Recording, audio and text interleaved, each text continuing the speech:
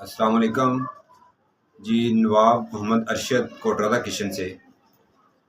حضرت صاحب بتائیں کہ بلا وجہ کسی کو تنگ کرنا، کوئی تکلیف پہنچانا، یہ کیسا عمل ہے؟ اسلام کا اس بارے میں کیا احکامات ہیں؟ بسم اللہ الرحمن الرحیم۔ ان نبی سرماتا ان النبی صلی اللہ علیہ وسلم قال من زار اللہ قال من زار اللہ بہ ومن شاک اللہ علیہ۔ اس کا ترجمہ، اس کا راوی حضرت ابو سرما رضی اللہ تعالی عنہ کہتے ہیں کہ نبی کائنات صلی اللہ علیہ وسلم نے فرمایا، جو شخص دوسروں کو ضرر پہنچائے گا، یعنی ان کو ستائے گا، ان کو تکلیف دے گا، تو اللہ تعالیٰ اسے ضرر پہنچائے گا۔ وہ بندے کے بارے میں یہ نہیں کہا کہ کوئی ستائے گا پھر وہ بندہ ستائے گا، اس کے جواب میں یہ نہیں۔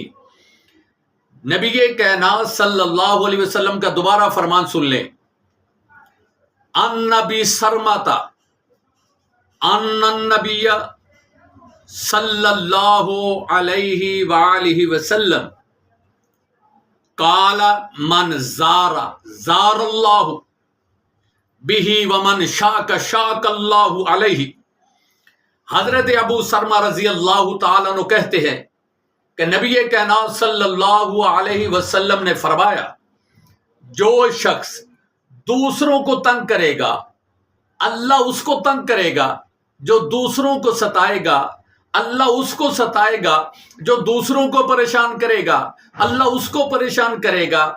جو کسی سے جھگڑا کرے گا، ناجائز بلا وجہ جھگڑا کرے گا، اللہ اس سے جھگڑا کرے گا۔ میں نہیں کہہ رہا، یہ نبی کائنات کا فرمان، اس کا راوی ابو سرما ہے، اور یہ مشکوٰۃ شریف کا کتاب الادب ہے، اور یہ مشکوٰۃ شریف کا حوالہ ہے۔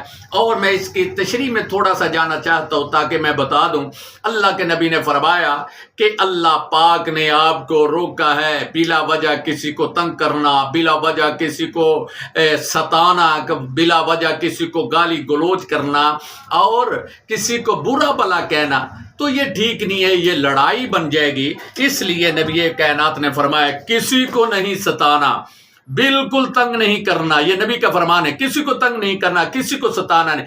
جو کسی کو بلا وجہ ستائے گا، اللہ اس کو ستائے گا۔ ایسے کہہ لے، جو ستائے گا وہ ستایا جائے گا۔ اللہ سے دعا کرتے اللہ پاک ہمیں ہدایت عطا فرمائے۔